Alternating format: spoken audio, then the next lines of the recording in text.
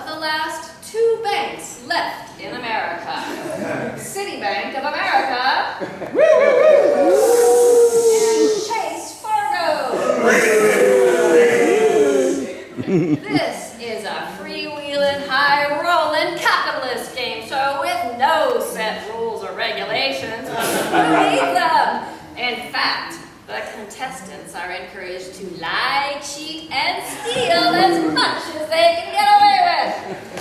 And the grand prize today, the winner becomes Bank of the Universe. Woo! And the loser will be assimilated.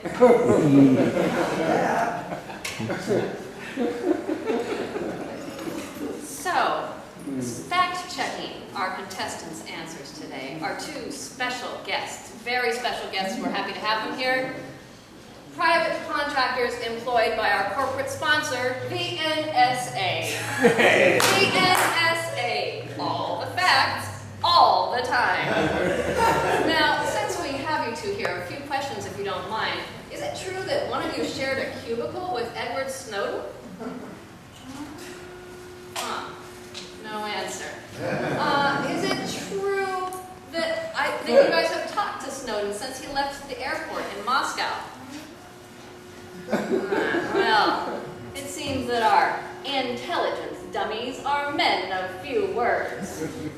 Now, contestants, back to you.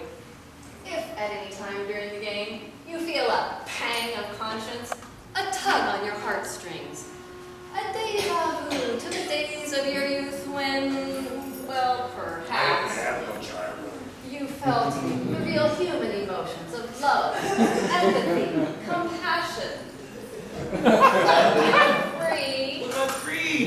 Feel free to blow the whistle! So, audience, are you ready to play Bankster, Gangster? Yay! Question number 1. Since 2008, how many foreclosures have you been responsible for? We haven't had any foreclosures. The homeowners have foreclosed on themselves. There have been no foreclosures in my gated community. Wrong, and it sounds like the audience disagrees as well. Oh, yeah. In reality, 30 million people have lost their homes to foreclosure since 2008, with 10 million forcibly evicted. In the state of California, there have been 2.5 million foreclosures and 14,000 in this county alone. Wow. What trap is that? Now let's see a show of hands out there in the audience. How many of you have been foreclosed on or know someone who's been foreclosed on? My point exactly. They should put their hands down and get a job. Now, next question. How much do you make? What is your annual salary? It's important to maximize profits. I have a very humble salary. It's commensurate with the work that I do for my business. Wrong. The truth is you both make about $17 million a year. Jump change. And that's 1,000 times more than the average U.S. worker. I can hardly afford a third home in Aspen. What do you want? Next question. How much have you grown since the 2008 recession? It's important to maximize profits. We cut our executive salaries by 4,000%. And we cut all bonuses for our executives. Oh, really? Well, the truth is you increased executive salaries and benefits by 3,000% while laying off 25,000 middle-class employees. I've never been to the office lately. Those little gals whimper, but it doesn't a lot of good. Now, what investments are you making to benefit society? Fracking! We have invested in coal-fired power plants. We have spent over the last 2 years $6.3 billion making America strong, giving us energy to face the world.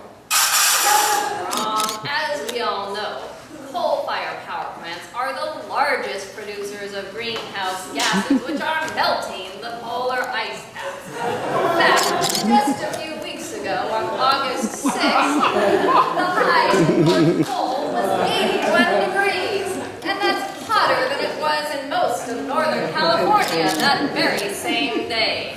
And as for jobs, for every $1 million the oil and coal industries receive in government subsidies, they create only 5 jobs. For every $1 million the renewable energy industry receives, they create 16 jobs. And we all know those subsidies come from the taxes you pay. So, banksters, what are you doing to invest in clean energy? So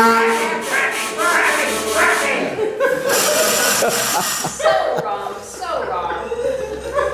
Fracking, how can fracking be clean energy? Fracking involves injecting highly toxic chemicals into the earth.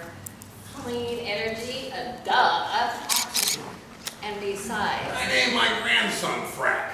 besides, there are 500,000 fracking wells in this country, and they have a 6% failure rate. That means 30,000 of those wells will fail. What?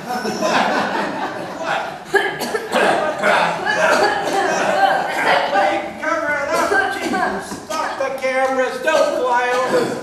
It's just like Mayflower, Arkansas, for crying out loud. Jeez. It's nothing, really. It's really nothing, really. Jeez, before you know it, the Dutra Corporation will be here to frack us all. Now, next question. Oh, hey, are those the same paper bags?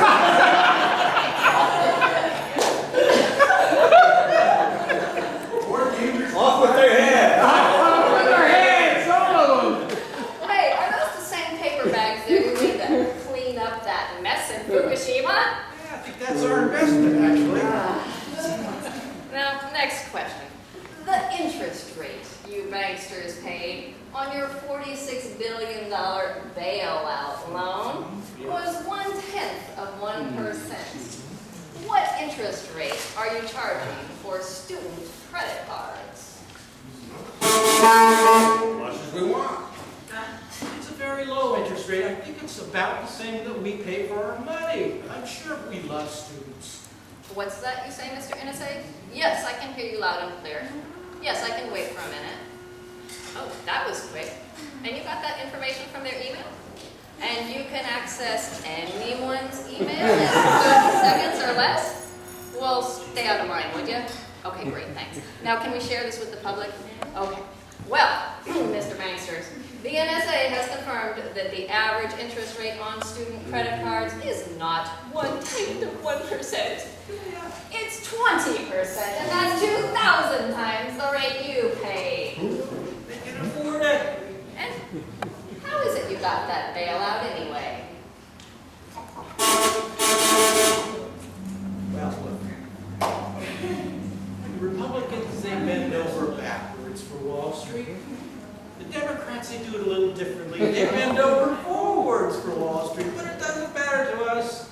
We get the cash anyway. What's that you say, Mr. NSA? You say that's a correct answer? And Here it is, great. you know that because, oh, your surveillance drones caught them in the act. Banksters, okay, that's a little bit too much information for this show. We've got a family rating, we'd like to keep it that way, okay? So, TMI, okay, clean it up. Now, and besides, you lose points for telling the truth. Don't tell the truth. This is about lying, and your opponent gets a bonus question. Hey. So, Chase Fargo, how much money does Wall Street give to Congress? Whatever we need to. We love giving money. That much money would give even Wiener a boner. Control yourself. Oh, okay. Now, last question. Have you ever received welfare assistance or free money from the government? Of course not. We have our friends in Washington help us to the front of the welfare line. It's that simple. That is another truthful answer, which brings us to the end of our show. And now, audience, it's time for you to decide who is the meanest, the nastiest, the ugliest, biggest, baddest bankster on the block. Is it Citibank of America? Chase Fargo! Chase Fargo!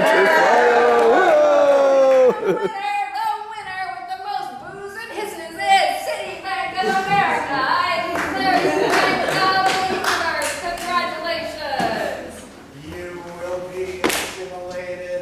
Resistance is futile. Oh my gosh, this is amazing. This is why I love reality TV. What a surprise. It's the Lone Ranger at Miss Public Banking herself.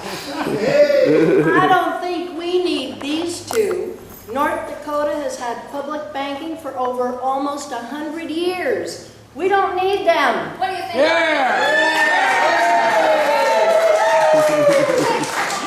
Lost without us. Take this away. Off to jail, you two. We're gonna buy you. No. Life plus 1,000 years for economic crimes against humanity. You'll be sorry, Off to we'll be jail.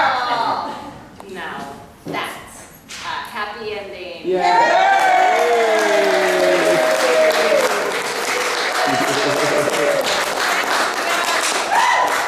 At Denounce Playhouse from Occupied Petaluma, I will introduce the cast of characters.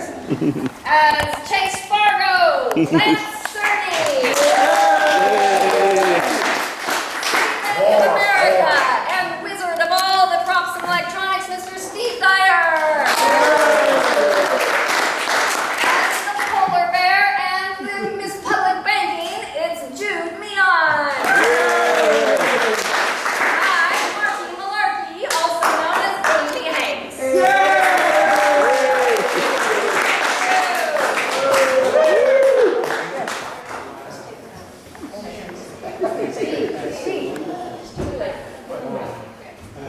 One more round. One more round.